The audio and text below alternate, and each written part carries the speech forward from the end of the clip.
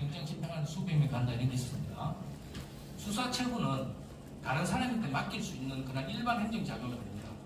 수사권한에 갈 수 있는 사람만 할 수 있는 강제처분 형태들이 있기 때문에 경찰 기동대가 수사를 더 압수체포, 체포를 도로 갔다 심각한 법적인 문제가 될 수 있어서 근거가 있어야 될 것 같습니다. 그래서 세부적인 얘기는 생략하고 말씀드리고요.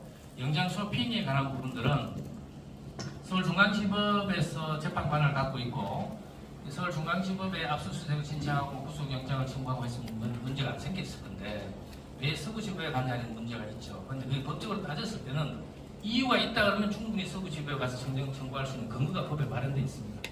그 이유가 뭔가 할 지금 밝혀지지 않고 있죠.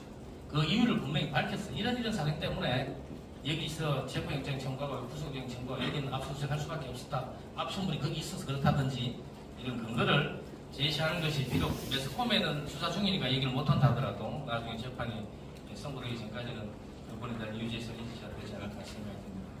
구속기간, 구속 취소에 관한 부분들은 제가 볼 때는 법적인 규정은 일과 시간이 별도로 되어 있기 때문에 기존에 했던 관행이 잘못되어 있지는 않다고 저도 판단합니다.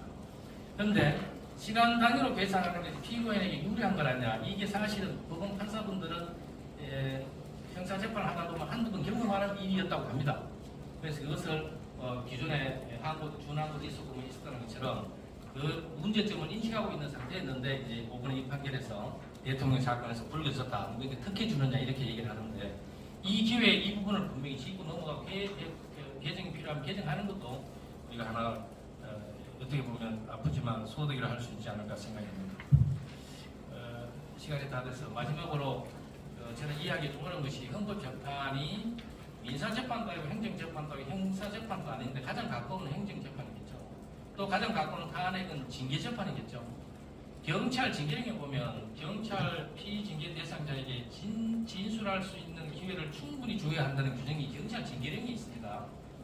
그런데 지금 어떤 사람은 충분히 줬다, 어떤 사람은 초시기로 재는 게 이게 무슨 서포천이냐 이렇게 얘기하는 사람이 있는데 과연 이게 충실한 경찰에게도 주는 경찰 징계 대상에게도 주는 충실한 변론 기회가 대통령이 주어지지 않다면 이걸 어떻게 정당할 수 있을 것이냐. 이것이 과연 형사 절차가 준용하라는 규정을 명시적으로 강행 규정으로 두고 있는데 그 강행 규정을 헌법재판소에 관례로 무시해버리는 것이 지금 적정한 재판인지 이 부분에 대해서도 답을 할 수 있지 않아야 할까 생각이 듭니다.